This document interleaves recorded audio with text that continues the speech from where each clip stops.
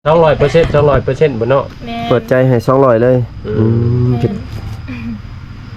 FC ท่านใดสนใจจัดไปพี่น้องอย่ารอซ่าอดหมดเกลี้ยงนะเขาเอามาได้อิหยังก็ว่าเถื่อมีมีโปรแต่ช่วงนี้เนาะแม่นซื้อ1แถม1เนาะซื้อ1แถม1ซื้อ1แถม2บ่แม่นบ่ ซื้อ1แถม1พอดีเป็น2เนาะพอดีเป็น2พี่น้องได้2คนเลยแบบบ่ต้องคุ้มค่าเด้32,000ถือว่าอย่างมาดินมาเที่ยวกะน้องเพิ่นยินดีต้อนรับ 100% พี่น้องเอ้ยขอแต่มาเนาะตรงนี้เนาะอย่าแต่บ่มาเนี่ย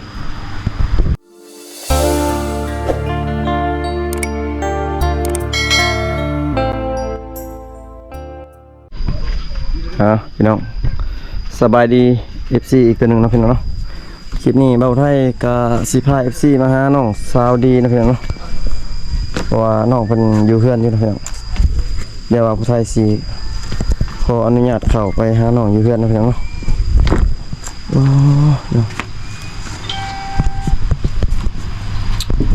สบายดีน้องสบายดีอยู่เพื่อนผู้เดียวบ่มื้อนี้อยู่กันกับแม่อยู่กับแม่น้องไปใช่ไม่รู้ไปเรียนไปเรียนแถวบ้านนี่เด้มาดินแถวบ้านได้แล้วบ่เวียกห้องเวียกสวนยังโดนแล้วบ่ได้มาเนาะแม่ข้าเวียกก็โอ้เวียกให้เวียกหน้าแล้วยังบ่แล้วซับมื้อนี้ก็ขาดเวียกแล้วก็มาหาคือเก่าเป็นจังได๋สถานะยังเป็นจังได๋ดดแล้วบ่มาโสดคือเก่าคิดว่ามีแล้วยังบ่มีเนาะบ่มีพี่น้องยังโสดคือเก่าพี่น้องโอ้ค่อยเอาผัวก่อนเป็นสาวน่ะพร้อมกันเนาะแม่นแต่จะสร้างครอบครัวก่อนเนี่ยเนาะโสดเอาผัวบัดตอนนี้ได้ซั่นยังสร้างครอบครัวอยู่บ่ตอนนี้บ่ปะกันแล้วปะกันได้ยังแสดงว่าโสด 100% เนาะแม่นสาวโสดลูกติดนนไปได้เลยจะโสดนะหลังจากที่ว่าป้าห่างกันนะ2 ปีเลย2 ปีแล้วเนาะโอ้ถือว่านนพอสมควรมีอันนั้นบ่มีลูกมีเต่าบ่มีลู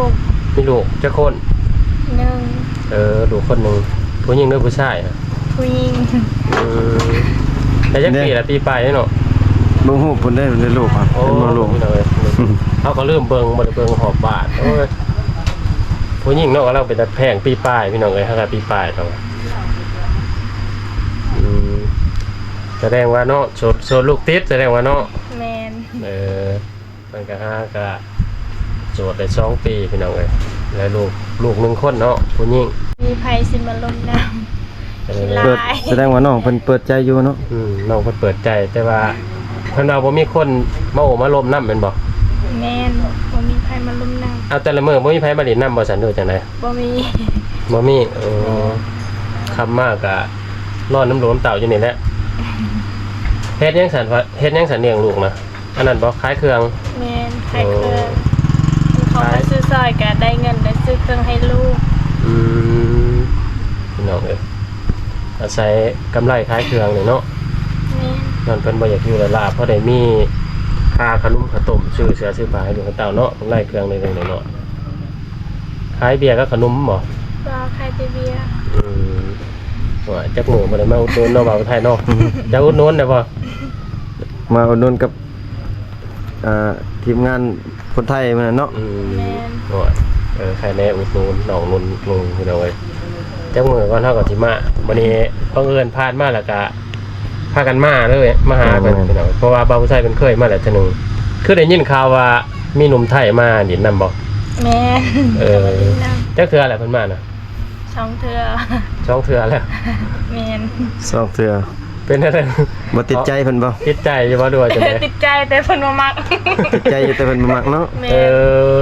คนไทยแหละบ่ติดใจกันบ่าวไทยแล้วบ่าวไทยบ่สนใจเนาะแม่นบ่าวไทยเพิ่นบ่อยากสนใจเนาะแม่นเพิ่นนี่เฮ็ดจังได๋เพิ่นต่อหาบ่บัดนี้บ่ต่อแต่เซาแต่เพิ่นติดใจเซาแต่แม่โอ้ผู้น้อยๆตอนนั้นบ่ว่าบ่าวไทยแม่นๆน้องเซาแต่โอ้ป้าบ่าวไทยหรือว่าเพิ่นบ่มักคนแบบอันนี้บ่เพิ่นมักผู้น้อยๆนั่นบ่จักแม่น คือว่าแล้วความมักไผมันเนาะมาไทยเนาะ แม่น สำหรับจุ่มเฮาได้ว่าได้ฉันคุณห้อยนี่ก็โอเคเลยเนาะ แม่นก็งามอยู่เนาะนอกเพิ่นก็งามอยู่เนาะ บ้านไทยเป็นใจดีอยู่บ่ซั่นเพิ่นมาเป็นได ใจดีเป็นซื้อขนมให้กิน แต่ชื่อนั้นชื่อนี้เนาะ แม่น กินกับทีมงานพี่น้องเอ้ย100% 1,000%พุ่นเนาะ 200เพิ่นแล 200เด้อ เปิดพร้อมเปิดใจแต่บ่มีไผสิมันลง พอเปิดใจพี่น้องเอ้ย 200 เพราะว่า 200% 200% เนาะ เพิ่นก็โสดมาเฮิงเลยเนาะ แม่น 2 ปี2 ปี3 ปีแหละลูกจนสิใหญ่เด้ ยังมีคนมากอด ยังมีคนมากอดแล้ว มี มัน คนมานอนกอดได้เจ้าเนอเขาย่ามหนาวนี่โอ้ยหนาวเลยเนาะ แม่นบ่มีไผกอด จะนอนอยู่ที่ไหนกับลูกซะ มันอยู่ได้ นอนอยู่ไหนนี่บ่ แม่ โอ้นี่พี่น้องเพิ่นนอนอยู่นี่ มันนอนอยู่ในเลย นอนอยู่ในหอนะครับลูกคิดว่ามีผู้บ่าวมาเล่นน้ำแต่บ่ได้มาบ่บ่มีคนมาเล่นบ่มีแต่ คันว่ามีแต่ผู้เฒ่าเพิ่นแหละมาเล่นน้ำ ผู้เฒ่ามีแต่ผู้เฒ่า แม่น บัดสมมุติผู้บ่าวขึ้นมาเล่นนี่เข้าห้องเลยบ่น้อง บอก อืม นั่งอยู่นอกได้แน่ นั่งอยู่นอก แม่น คาลูกเนาะ แม่ ยันลูกตื่น หวังอยู่ได้พี่น้องเลยหวังเติบอยู่ ยันลูกไทยเราบ่ได้ลมผู้บ่าว ยันลูกให้เนาะ แม่ ก็เลยออกมาล้มอยู่นอกปะลูกอยู่ใน แม่ อืม ถ้าว่ามีผู้บ่าวสนใจได้แน่ติดต่อทางไหนจะมีเฟซบ่ มี มี Facebook อยู่เนาะโอ้ชื่อได้ Facebook น่ะ น้องดีลูกสาวเดียว น้องดีลูกสาวเดียวเนาะโตยังโตไทยโตลาว ตัวลาว โตลาวเนาะพี่น้องน้องดีลูกสาวเดียวถ้าว่าใครสนใจก็ทักมาหาทีมงานเฮาก็ได้แล้วเฮาสิให้ถ้าว่าสิมาให้แบบแจกตอนนี้สิว่าได้เอาแต่คนที่ว่าจริงใจอยากได้อีหลีเนาะจังแซดมาเนาะบ่ได้เนาะ แม่น ถ้าเฮาแปลใส่ใน เพราะว่า คลิปนี้ เฮาสิบ่ได้แจกอยู่ในคลิปเนาะ อืม ถ้าบ่ได้มักแบบจริงจังเลยต้องทักหาส่วนตัวเฮาในทีมงานเฮาเนาะพี่น้องเนาะ แม่น เพราะว่าน้องสงสารน้องอะไรน้องก็เลี้ยงลูกเดียวสิมาตัวน้องอีกก็บ่ได้เนาะ ตัวมาซ้ำมาเติมอยู่เฮาก็บ่อยากมักปานใดบ่อยากทักปานใดพี่น้องเอ้ย เพิ่นก็อยากได้แบบผู้จริงจังหั่นนะ จริงจังผู้ว่าจริงจังและจริงใจแล้วก็รับได้ได้เนาะตรงนี้เนาะเพราะว่าอันนั้นเด้เพิ่นมี ลูกติด ลูกติดเพิ่นมีลูกแล้วผู้หนึงเนาะ แบบคนที่แบบสิมาจีบหรือว่าสิมามักน้องนี่ประมาณอายุเท่าไหร่น้อง เท่าไรก็ได้ เท่าไหร่ก็ได้บ่น้อง ได้ก็ได้บ่ได้ คะแนนมาเลี้ยงข่อยกับลูกได้ก็พอ อ๋อ พอแต่เลี้ยงจากกับลูกเนาะ เด้อ เพราะว่าตะกุ่มแล้วก็ฮักแพงฮักทั้งเจ้าฮักทั้งลูกได้เนาะจังแม่นเนาะจังว่าถือว่าเป็นครูสางครูซ่ากันได้พี่น้องเอ้ยคำรามมาฮักแต่เจ้าว่าบ่ฮักลูกก็บ่ได้เด้เนาะ แม่น พี่น้องเอ้ย สิแหละชีวิตเพิ่นหลังจากที่ว่าโสดผ่านมา2 ปีมีคนมาจีบอยู่บ่มีคนมาจีบมาลง บ่มี บ่มี แม่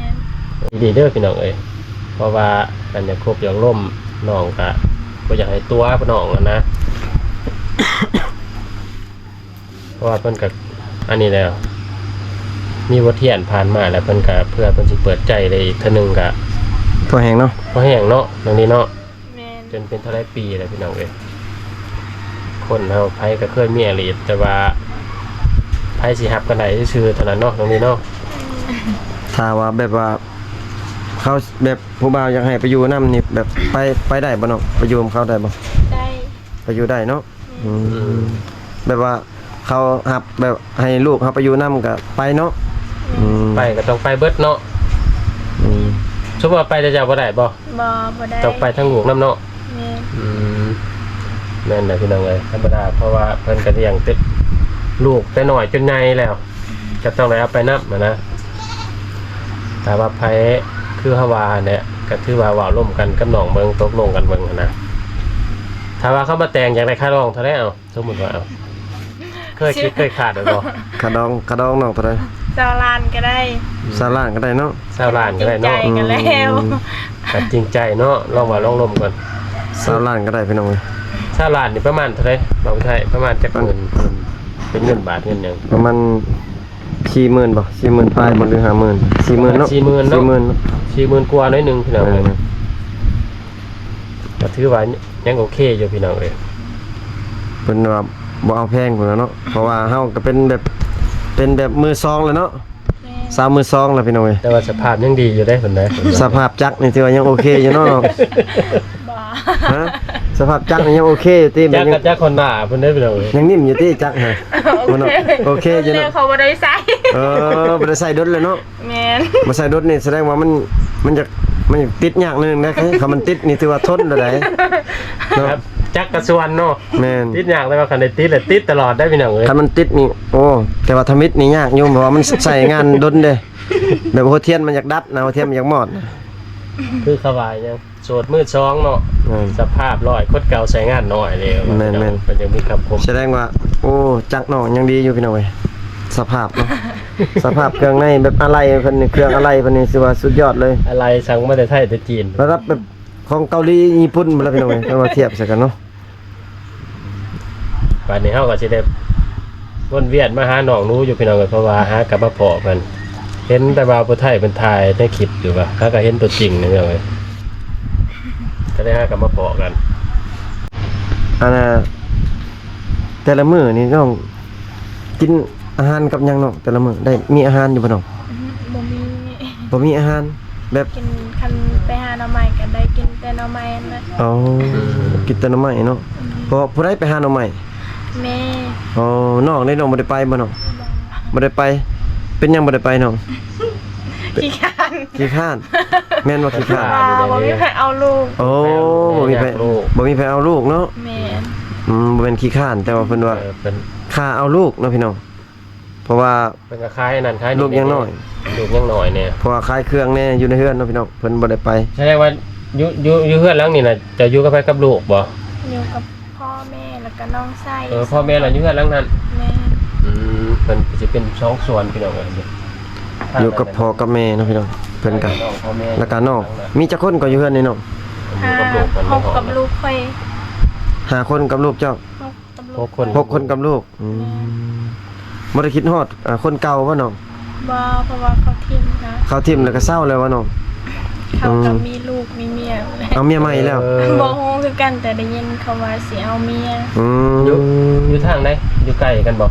คนในเมืองนี่บ่ ใช่บ่อยู่บันเททางไปอยู่แกงลีนนั่น โอ้เนาะ เพิ่นว่าเศร้าคิดฮอดจ้ะพี่น้องเว้ยเพราะว่ามันเจ็บมาดนเลยเนาะ แม่ แล้วก็เทปิดทิ่ม ติดต่อหาทีมงานเฮาก่อนก็ได้ทีมงานนภามานะมันจะ แม่น จบงามเนาะ แม่น อาสิมาปั๊บอาเดียวละมาไปเดียวละน้องเพิ่นก็บ่ฮู้เลยว่าไผอะนะเพิ่นก็สิตกใจอยู่ ถ้าว่า FC แบบทั้งนอกหรือว่า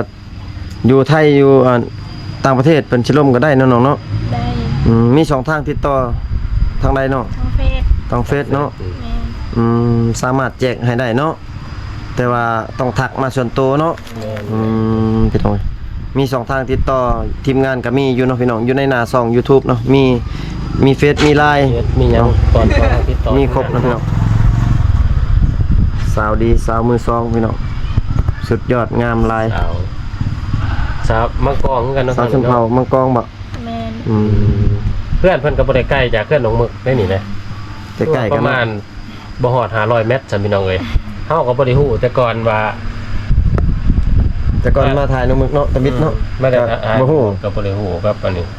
แท้ๆมีภายในอยู่ไกลกันบ่าวไทย มีใครเนาะ แต่ ตาแอะ สาวแต่ พระเอกน้องอีกตาเลี้ยงติมบ่เคยถ่ายเนาะพระเอกมัน สาวสะอัน สะอันเนาะ อันเฮายังบ่ได้เห็นสาวสะอัน สาวสะอันพี่น้อง แล้วก็สาวหมึกเนาะแสดงว่า สาว สิ หมึ หาก คนเพราะได้อยู่ไกลกันบ้านเดียวกันพี่น้องเอ้ย ก็มีแต่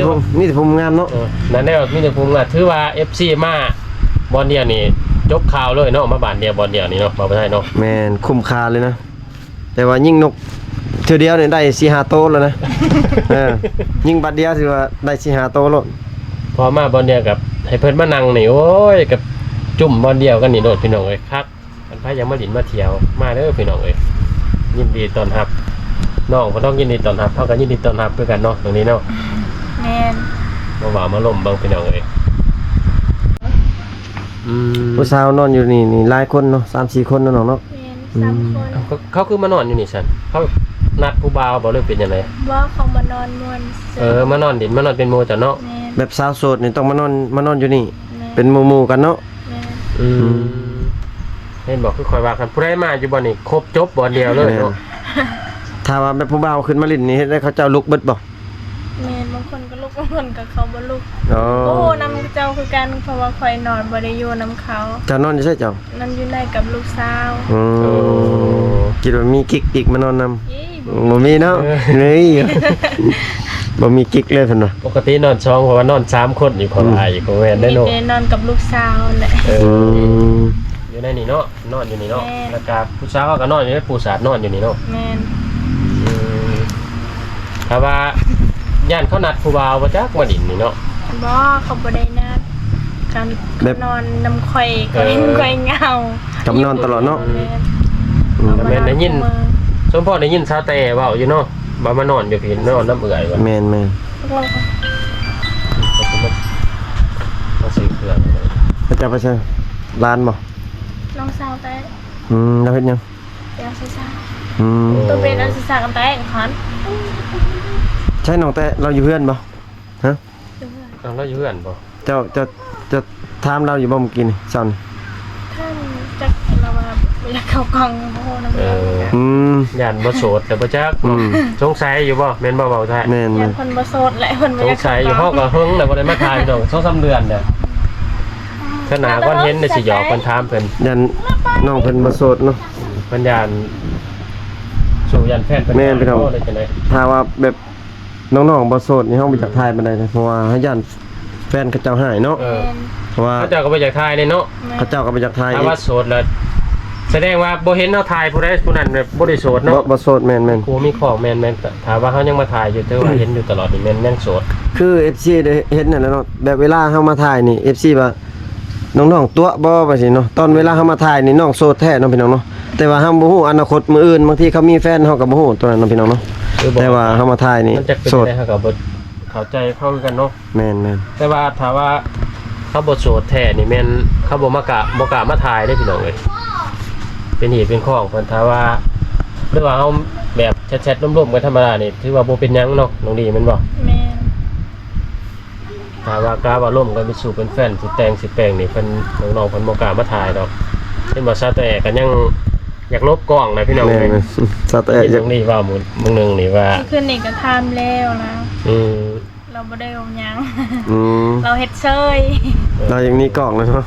พี่ซีแมนนะเพิ่นมี อืม สงสัยมีสูบมีแฟนเลยพี่น้องมีผู้บ่าวแล้วแต่เห็น น้องอันน่ะแบบตอนนี้เวียกสน้องแล้วบ่แล้วบ่น้อง ยัง ยังบ่แล้วยังเฮ็ดยังน้อง เสียยาเข้า เสียหยาเข้า มา เข้า ให้ ให้ นะบ่ แม่น อืม ลายอยู่ว่าเฮ็ดนะ บ่ได้ลาย กุ้มอยู่ว่าปีหนึง บ่ มากุ้มได้ยักสอบชั่วโมงเฮ็ดแล้ว บ่ แต่ละปีได้จักสอบประมาณ กายนี่ก็ได้ประมาณ15ซอก 15สอบ 15สอบเขาให้ คุมกินอยู่บ่น้อง บ่ บ่คุมกินเนาะอืม 15สอบคันว่าต่ำหรือว่าเฮ็ดอันนี้ซีนี่ได้อยู่ว่าข้าวสาร5สอบเนาะ แม่นได้ บ่ฮอดเด้ จังว่าบ่ฮอดครับ ขนาดเขาเฮานี่เขาหน้าเฮานี่ก็ยัง2สอบต่อครึ่งสอบเท่านั้น แม่นยังบ่ได้เนาะ โอ้พี่น้อง แสดงว่าเศรษฐกิจอยู่ในเฮือนก็มีแต่เฮ็ดให้เนาะแปลว่ารายได้เฮ็ดสวนปลูกมันเนาะ แม่น อืมแต่ยังคล้ายๆเนี่ยน้อง เข้า ก็ขาขายได้ขายอันนั้นอันนี้ขายขนมกระต้มเนี่ยก็พอได้แก้ไขพี่น้องเลย พอได้ขายดีอยู่บ่น้องขายดีอยู่บ่เบียร์ บางเทีดีบางเทีบ่ดีคันนี้ อืม มีซื้อสดจากนี่ เอา เป็นบางช่วงเนาะ บางช่วง แปลวอยู่ใช่มาขายน่ะ อยู่เมืองนอก อยู่เมือง ถ้าแกให้ แค่เอง ต้องพี่น้องแกมาอย่างแต่เมืองกับใต้ เพื่อนซานน้องก็เป็นจังซี่ได้เนาะพี่น้องแต่ว่าเศรษฐกิจพี่ช่างก็บ่มีเนาะรายได้ยังบ่มีพี่น้องมีแต่ขายเบียร์แล้วก็เอาลูกอยู่เฮือนนั่นเนาะเนาะ แม่น เฮือนซานเพิ่นก็เฮือนนี่ก็แต่ดนแล้วมาน้องเฮ็ดนี่เนาะเฮือน แม่นได้ข่อยยังน้อย เพราะว่าผ้าไม่นี่ไม่ไผ่เนาะแม่นบ่ ๆแม่น ก็อยากเป็นปองเป็นหยังเบิดแล้วพี่น้องเอ้ย อันนี้คือสิเมนเพื่อนมู่นเนาะหรือว่าเพื่อนต่อออกมานี่นะ เฮือนมูนดิเฮือนเฮ็ดแต่ดนแล้วเนาะ เข้าเนาะ อืม พี่น้อง ข้าวก็บ่พอกินเนาะพี่น้องก็เฮือนซ่านก็เป็นจังซี่คือ FC เห็นนั่นล่ะเฮือนซ่านเนาะเนาะคือบ่าวผู้ไทยมาทายหลายรอบเนาะพี่น้องก็เห็นคือเห็นนั่นล่ะตอนนี้ข้าวน้องก็ยังบ่พอกินบ่เรือเลย บ บ่พอกิน บ่พอกินเนาะ แม่ ถ้าว่ามีผู้ใหญ่เพิ่นอยากช่วยนี่น้องอยากได้หยังน้อง ยังให้เขาซื้อให้เขากิน อยากได้เงินซื้อข้าว แม่ อืม ช่วยหยังก็ได้เนาะสมมุติว่าเนาะ แม่ ถ้าว่ามีผู้อยากช่วยนี่ถ้าบ่ได้ข้าวนี่ช่วยแนวใดก็ได้เนาะ ช่วยในอื่นก็ได้เนาะ อืม เพราะแต่ช่วยพี่น้องเอ้ย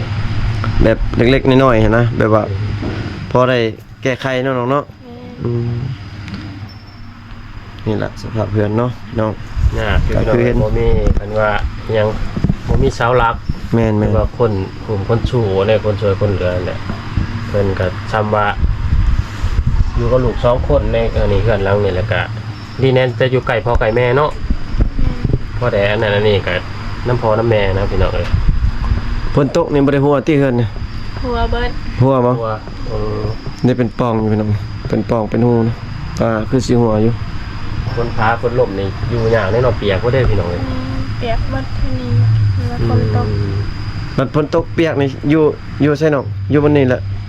อ๋อ หาหมองบ่เปียกก็ได้อยู่เนาะ แม่น คือว่าสมควรพี่น้องเอ้ย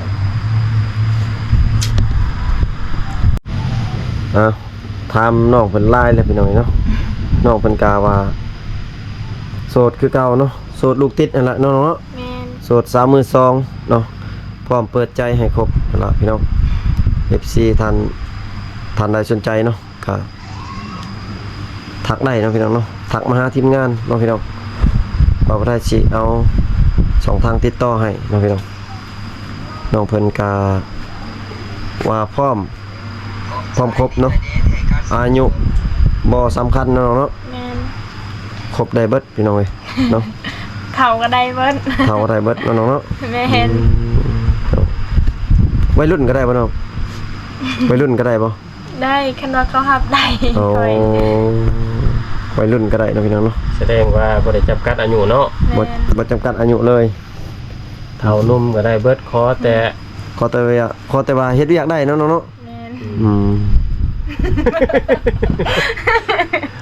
ขอแต่เฮ็ดเวียกได้เฮ็ดเวียกสวยได้ก็พอเนาะ เฮ็ดเวียกช่วยเฮ็ดเวียกได้ทั้งกลางคืนกลางเว้นเนาะ อืม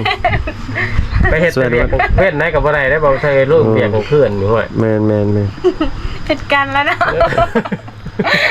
เดี๋ยวคิดกันเว้าความกันพุ่นเด้อโดยคนจนฮอดเทือนในบ้านเพิ่นบ่จัก อืม ดังเอ้ย200% 200%บ่เนาะ แม่น เปิดใจให้200เลย อืม อืมผิด FC ท่านใดสนใจจัดไปพี่น้องเอ้ยอย่ารอซ่าอดหมดเกลี้ยงนะเขาเอาบ่ได้อิหยังก็ว่า เถื่อมี มีโปรแต่ช่วงนี้เนาะ แม่น ซื้อหนึ่งแถมหนึ่งเนาะ ซื้อ1แถม1 ซื้อหนึ่งแถมสองบ่แม่นบ่ ซื้อ1แถม ซื้อหนึ่ง แถม1 พอดีเป็นซองเนาะ บ่ได้เป็น2พี่น้อง ได้ เอ้ย สองคนเลย แบบบ่ต้อง คุ้มค่าเด้ 3 มือ คือว่าอย่างมาดินมาเที่ยวกะน้องเพิ่นยินดีต้อนรับ 100% พี่น้องเอ้ยขอแต่มาเนาะตรงนี้เนาะ แม่ อย่านแต่บ่มาเนี่ยที่ว่ารวมๆกะฟังเรื่องราวน้องเพิ่นเราก็หลายเติบเลยพี่น้องเอ้ยก็เป็นใจดูสงสารน้องเพิ่นอยู่ พี่น้องเบาไทยและกาทีมงานเนาะกาถามน้องมาก็หลายเติบแล้วพี่น้องเนาะน้องทางสถานะและกาเปิดใจให้ FC เนาะแบบว่าอายุบ่เกี่ยวเนาะพี่น้องครบได้เบิดพี่น้องเห็นเนาะน้องเพิ่นก็เว้าตามนั้นพี่น้อง ใส่เดียวเลยเบิด แม่นกาเบาไทยกาสิได้ขอปิดคลิปไว้ซ้ำนี้ก่อนเนาะพี่น้องเนาะก็จะได้อำลาพระจากน้องเพิ่นไปก่อนเนาะฝาก FC กดไลค์กดแชร์กดติดตามเนาะแล้วก็ฝากเป็นกำลังใจให้น้องๆนี่เนาะแล้วก็ฝากถึงผู้ใหญ่เนาะทั้งผู้ใหญ่ใจดีหั่นล่ะเนาะที่คิดอยากซัพพอร์ตน้องก็สามารถทักมาหาทีมงานเฮาได้เนาะพี่น้องเนาะทางทีมงานสีมาเป็นสะพานบุญให้ FC เนาะพี่น้องเนาะบ๊ายบาย FC เด้อน้อง บ๊ายบาย